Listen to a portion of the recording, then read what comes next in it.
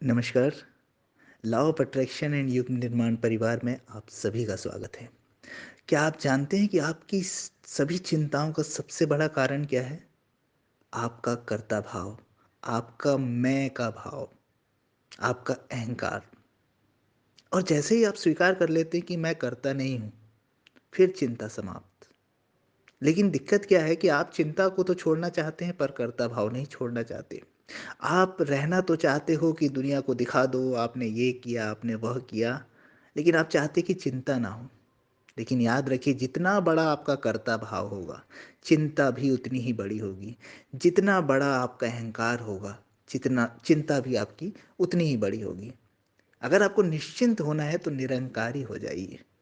निरहंकारी का होने का अर्थ क्या होता है कि आप करता ना रहें, आप परमात्मा को जगह दे दें, उसे जो करना है वो करने दें। आप बस उसके हाथ रह जाएं, आपकी आंखें उसकी आंखें हो जाएं, आपके शरीर में वो विराजमान हो जाए, आपका शरीर उसका मंदिर हो जाए और आपके अंदर आके वो कार्य करे। आप सिर्फ देखने वाले रह जाएं, आप सिर्फ दृष्टा रह जाएं। और ऐसा करने से आपके जीवन में एक नैसर्गिक सौंदर्य उतर जाएगा। आप हार भी अगर जाओगे तो भी निश्चिंत सो जाओगे, आप जीत भी जाओगे तो भी निश्चिंत सो जाओगे। आप किसी चीज़ से प्रभावित नहीं हो रहे होंगे क्योंकि आप करता ही नहीं है, आप करने वाले ही नहीं हैं। तो फिर दुख कैसा, फिर कष्ट कैसा, फिर पीड़ा कैसी? अभी हम सभी जो अपने कार्य होते हैं अपनी इंद्रियों के माध्यम से करते हैं। और इंद्रियों को जो करण बोला गया है, यंत्र बोला गया है, इसने ही हमें यांत्रिक बना दिया है। हम यंत्र के भांति लगे रहते हैं, बेहोशी में करते रहते हैं, अपने आप को करने वाला जान लेते हैं और हर काम को अहंकार के साथ करते हैं। मैंने ये किया, मैंने वो किया, मैंने ये कर दिया, मैंने अपने घर वालों की लाइफ बना दी, मैंने नौकरी की, मैंने ये किया, मैंने वो अवार्ड लेकर आ गया। और बस आपका कर्ता भाव, आपका मैं भाव इतना प्रबल हो जाता है, आपका अहंकार इतना प्रबल हो जाता है कि परमात्मा को तो जगह ही नहीं मिलती कि आपके पास आए, आपके अंदर आए, कुछ करे। आप ये नहीं जानते कि आप अपनी मर्जी से सांस भी नहीं ले पा रहे हैं। अगर आपको सांस लेने का कार्य आपके ऊपर छोड़ दिया जाए तो आप दिन भर में कई बार मर जाएंगे।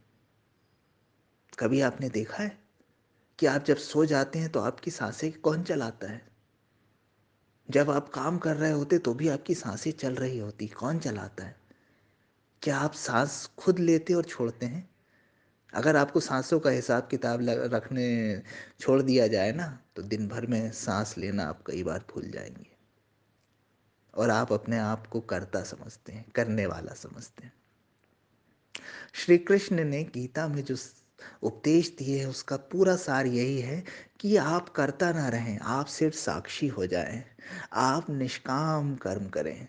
निष्काम कर्म का मतलब है कि कर्म करें जरूर, पर परिणाम के प्रति आसक्ति ना रखें, परिणाम के पीछे ना भागें। अभी हम जो कर्म करते हैं उसमें हम परिणाम की सोच लेते हैं, ऐसा हो जाए वैसा हो जाए, कामना हो जाती है, हमारी इच्छा आ जाती है और बस फिर हम कर्म बंधनों में बंधते जाते हैं। कर्म बंधनों में बंधने का कारण कर्ता भाव है। अगर आप कर्ता है तो कर्म बंधनों में बंधेंगे। अगर आप साक्षी हैं, अगर आप दृष्टा हैं, अगर सिर्फ आप देखने वाले हैं, आपने छोड़ दिया है कि ये कर्म परमात्मा के द्वारा, परमात्मा के माध्यम से कराया जा रहा है, तो फिर आप कर्म बंधनों से मुक्त होने लगते हैं, फिर आप पे कर्म लागू नहीं होते। ये गीता में कृष्ण जी ने बोला है। निष्काम कर्म, कर्म करिए आसक्ति रहित होकर और आप मुक्त होते जाएंगे। एक चीज और याद रखिए, निष्काम कर्म का अर्थ अकर्मण्यता नहीं है। अकर्ता भाव का मतलब काम नहीं करना नहीं है। नहीं तो लोग बैठ जाते हैं, भाग्यवादी हो जाते कि जो होना है वो तो होगा, हम क्यों कर्म करें?